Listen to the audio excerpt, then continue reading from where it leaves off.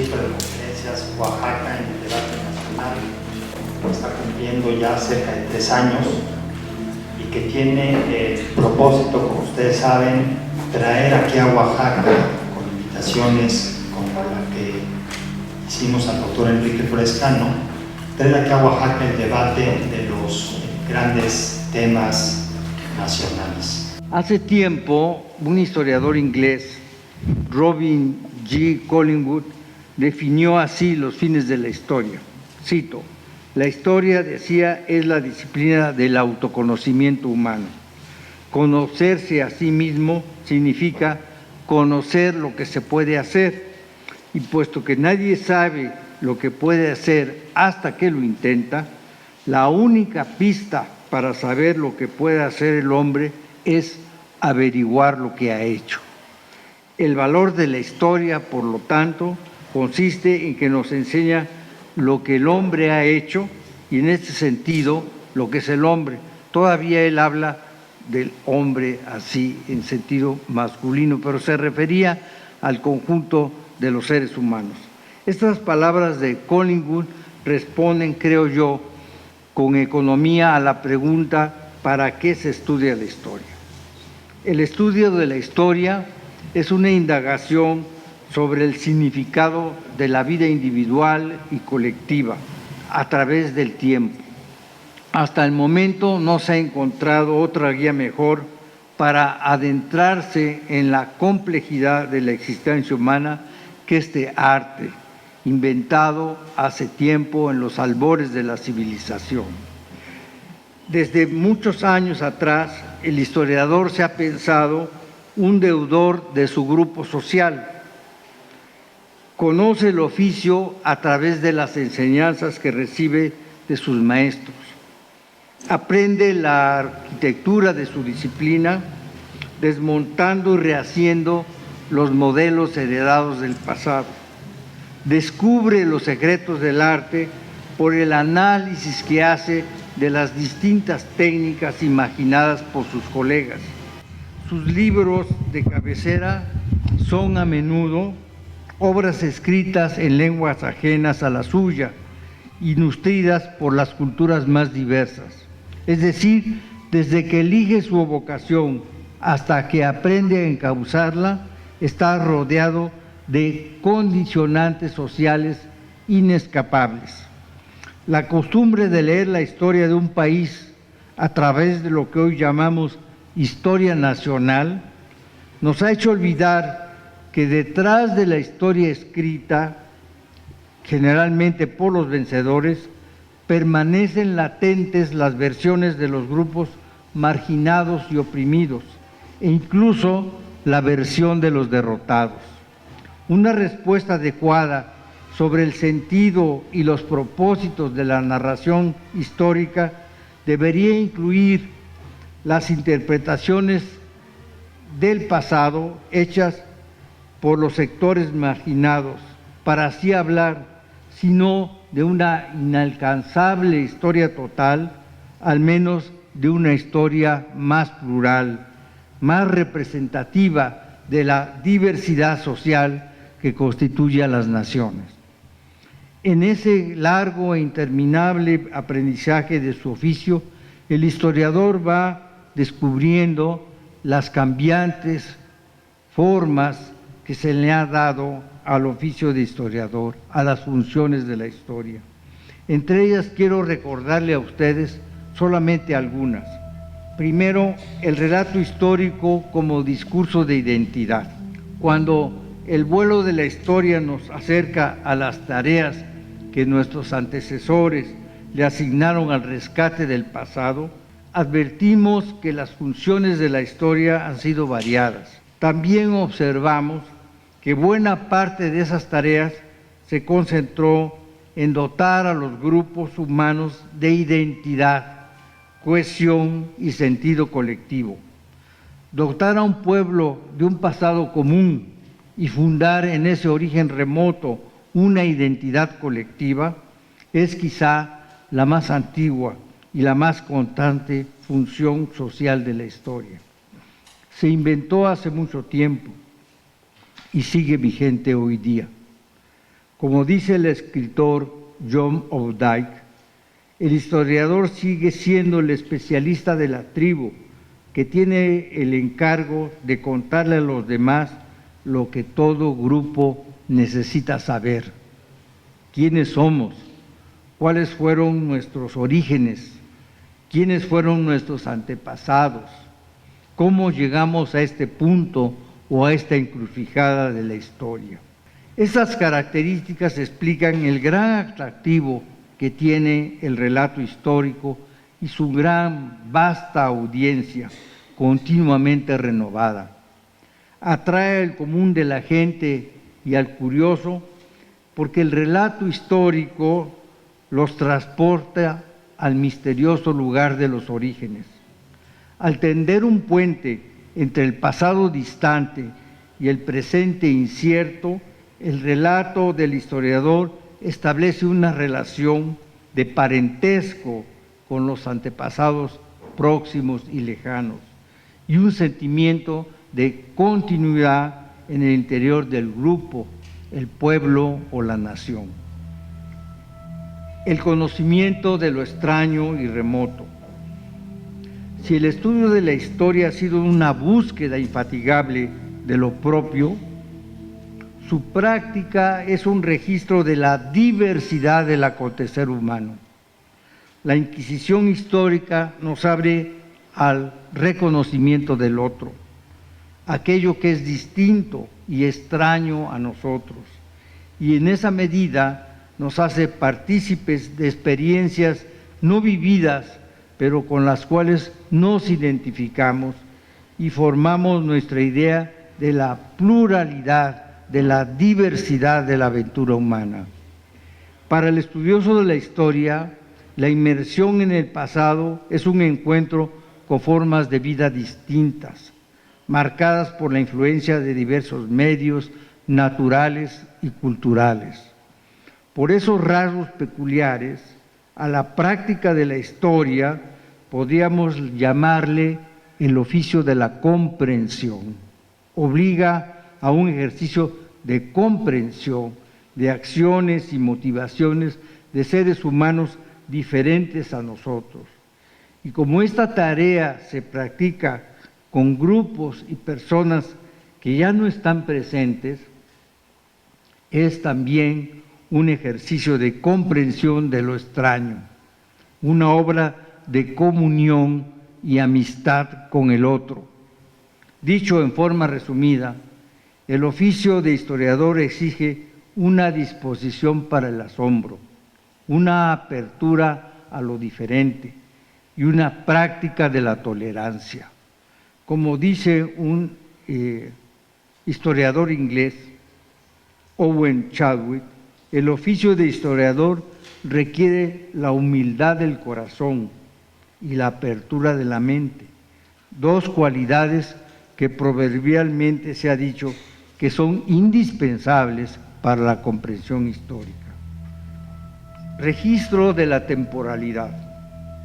Al mismo tiempo que la imaginación histórica se esfuerza por revivir lo que ha desaparecido, por imbuirle permanencia a lo que poco a poco se desvanece, por otro lado, es una indagación sobre la formación ineluctable de vidas individuales, de los grupos, las sociedades y los estados. La historia, se ha dicho, es el estudio del cambio de los individuos y las sociedades en el tiempo. Buen número de los instrumentos que el historiador ha desarrollado para comprender el pasado son detectores del cambio y la transformación.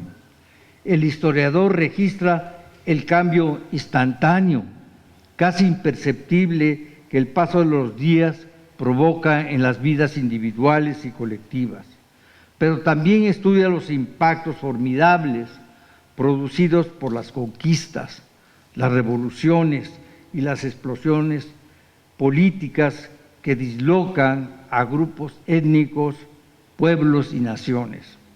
Y ha creado métodos muy refinados para observar los cambios lentos que a través de cientos de años transforman las estructuras económicas, las mentalidades o las instituciones que prolongan su vida atravesando el espesor de los siglos.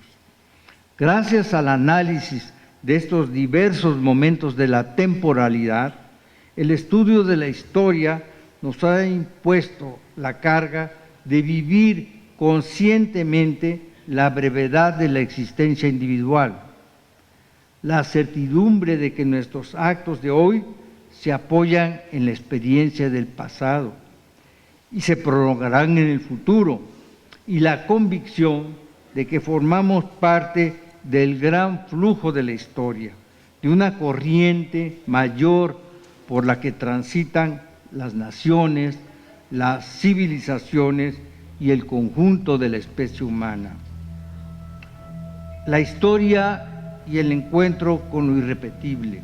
Cuando el estudioso de la historia analiza los hechos ocurridos en el pasado, se obliga a considerarlos según sus propios valores, es decir, con los valores del tiempo y el lugar donde esos hechos ocurrieron. Al proceder con este criterio de autenticidad, el historiador le confiere a esas experiencias una significación propia y un valor imperecedero, singular e irrepetible dentro del desarrollo humano general. Por esa vía, las experiencias sociales y los actos nacidos de la intimidad más recóndita se convierten en testimonios imperecederos, en huellas humanas que no envejecen ni pierden valor por el paso del tiempo. Hace siglos, al observar esta característica de la recuperación histórica, el humanista italiano Marsilio Ficino escribió, cito, «La historia es necesaria, no solo para hacer agradable la vida, sino también para conferir a ésta un sentido moral. Lo que es en sí mortal, a través de la historia conquista la inmortalidad. Lo que se halla ausente deviene presente. Lo viejo se rejuvenece». Termina la cita. El estudio del pasado como historia contemporánea. Hace tiempo, el historiador italiano Benedetto Croce, al observar que nuestra reflexión sobre el pasado está siempre contaminada por los valores y preocupaciones del presente, pronunció una sentencia célebre. Dijo que toda investigación sobre el pasado es siempre historia contemporánea.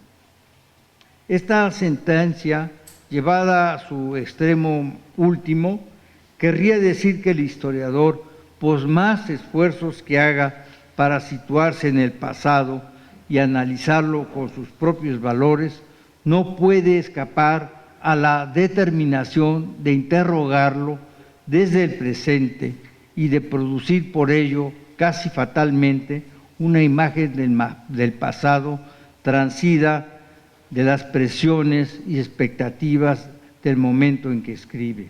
Pero si es difícil, o a veces casi imposible, que los historiadores se desprendan de los valores de su propio tiempo, no se puede olvidar que los acontecimientos del pasado efectivamente ocurrieron y que por tanto pueden ser comprendidos y explicados con independencia de los valores del presente.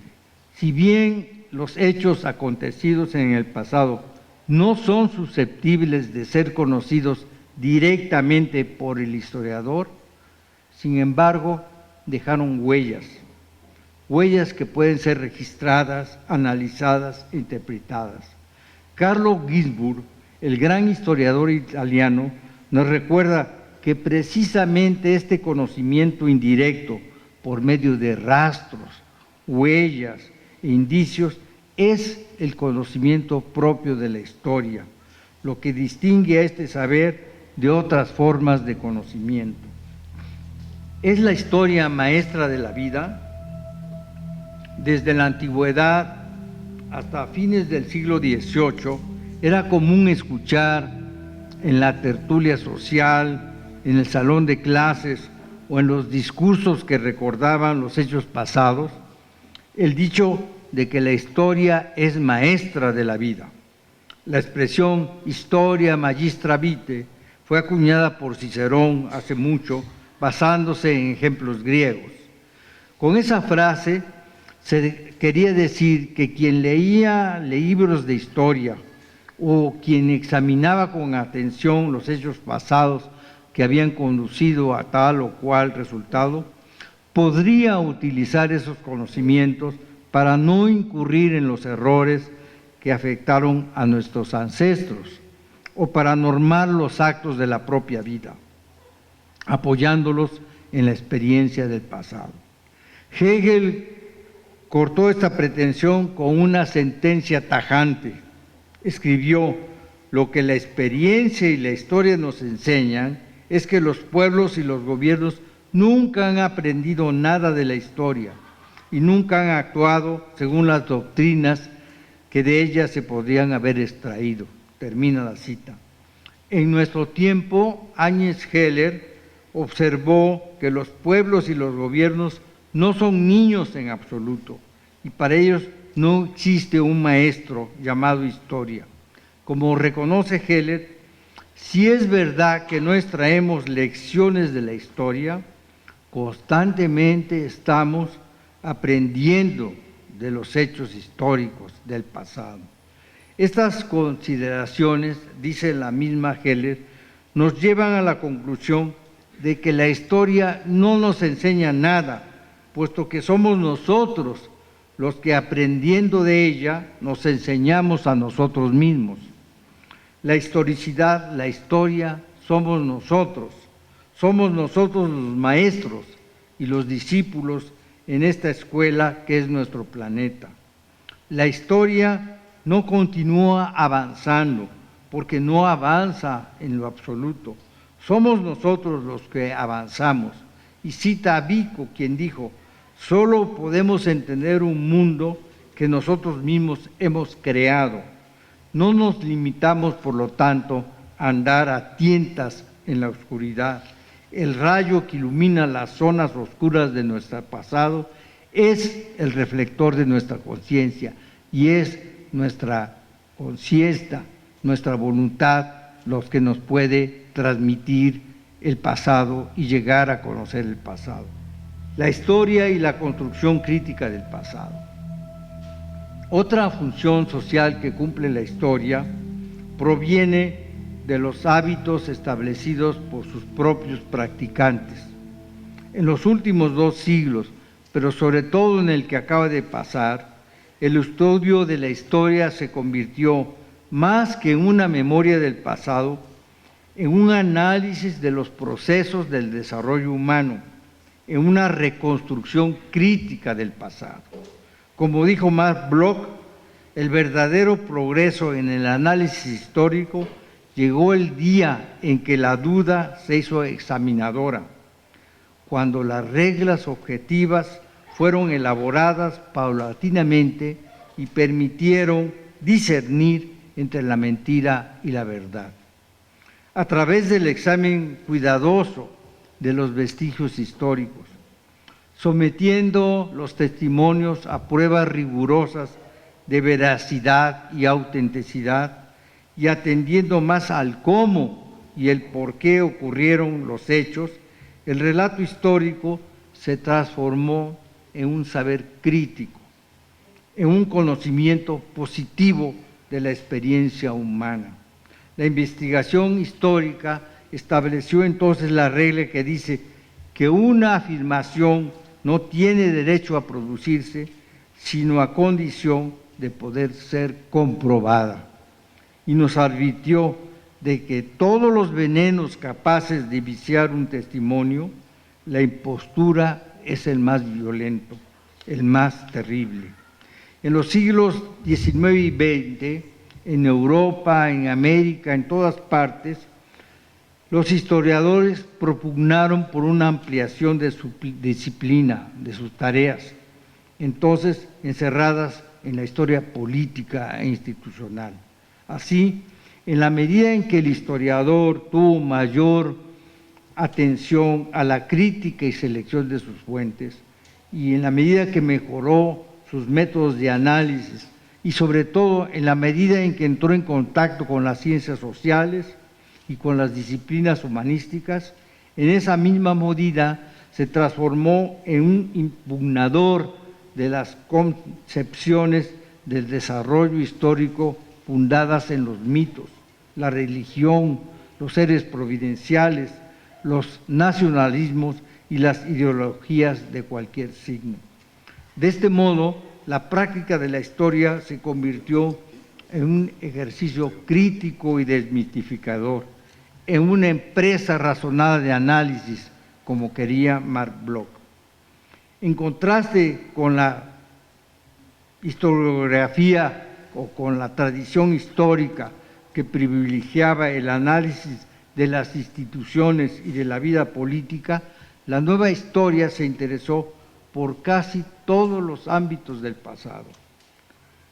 Mientras la historia antigua se centraba en los grandes hombres y en los grandes acontecimientos, la nueva reconoció la presencia de los sectores populares y se aplicó a registrar la vida de los marginados y de los llamados antes pueblos sin historia. La cercanía de la historia con las ciencias sociales fue el motor que transformó la escritura y el sentido de la historiografía. Los enfoques de las ciencias sociales, ya fueran de la famosa escuela francesa, los anales, o marxistas o parsonianos, apoyaron una democratización de la historia que desde entonces incluyó a grandes sectores de la población y alentó el tránsito de la esfera política hacia el conjunto de la sociedad. Para concluir, quiero recordar la función que la historia cumple en la formación del ciudadano. Si damos un salto de los tiempos actuales a los remotos, advertimos que los motivos que hoy nos mueven a enseñar la historia no difieren de los fines que animaron a nuestros antepasados. Enseñamos a las nuevas generaciones la historia propia y la de otros pueblos para hacerlas conscientes de que son parte de la gran corriente de la historia, de un proceso que se inició hace miles de años por el que han transitado pueblos y civilizaciones distintas, a veces muy distintas a las nuestras. Enseñamos el pasado porque somos conscientes de que el pasado fue el modelo para el presente y el futuro. Dice el gran historiador inglés Eric Hobsbawm que el conocimiento del pasado es, dice, la clave del código genético por el cual cada generación reproduce sus sucesores y ordena sus relaciones. De ahí la significación de lo viejo, que representa la sabiduría, no solo en términos de una larga experiencia acumulada, sino de la memoria de cómo eran las cosas, cómo fueron hechas y por lo tanto de cómo deberían hacerse. Termina la cita de Hobsbawm. Es decir, no podemos prever a dónde vamos si no sabemos de dónde venimos. Este juego ineludible entre el pasado y el presente y el futuro es el ámbito donde los seres humanos adquieren conciencia de la temporalidad y de las distintas formas en que ésta se manifiesta en los individuos y en los grupos con los que éste se vincula. Al mismo tiempo que el conocimiento histórico da cuenta del desarrollo social de los seres humanos, nos acerca a los instrumentos que contribuyeron a fortificar los lazos sociales, la lengua, los rasgos étnicos, los patrones alimentarios, el territorio, las relaciones familiares, la organización política. Y así como el conocimiento histórico nos muestra o desvela los orígenes del pueblo o la nación, cuando se practica con rigor, contribuye a limpiar las telarañas tejidas por los mitos o los nacionalismos y hace de la historiografía un medio para liberarnos de las cargas ideológicas originadas tanto en el pasado como en el presente. Por las razones anteriores, se puede afirmar que el conocimiento histórico es indispensable para preparar a los niños y a los jóvenes a vivir en sociedad. Proporciona un conocimiento global del desarrollo de los seres humanos y del mundo que los rodea. La formación de una conciencia ciudadana está en relación directa con la capacidad del individuo para interiorizar los derechos y deberes que sostienen al conjunto social. Comprender el mundo contemporáneo y actuar sobre él como persona libre y responsable exige el conocimiento de la diversidad social y de su desarrollo histórico. Por eso coincido con Antoine Prost, un historiador francés, quien dice que la historia, cito, la historia, al explicar cómo se ha formado la nación, proporciona a los ciudadanos los medios para elaborar su propia opinión sobre la evolución política o social. Esta es la contribución específica de la enseñanza de la historia. Por eso dice, la historia es más adecuada que ninguna otra disciplina para formar ciudadanos. Podría entonces decirse que la lectura de la historia, como lo postula Mario Vargas Llosa para la buena literatura, es una actividad irreemplazable para la formación del ciudadano en una sociedad moderna y democrática de individuos libres. Y por lo mismo, dice Vargas Llosa, debería inculcarse en las familias desde la infancia y formar parte de todos los programas de educación como una disciplina básica. Si aceptamos estas consideraciones, tenemos que concluir que el historiador de hoy tiene las mismas tareas y las mismas responsabilidades que le heredaron sus antecesores, pero claro, enfrenta otros desafíos. Muchas gracias por su atención.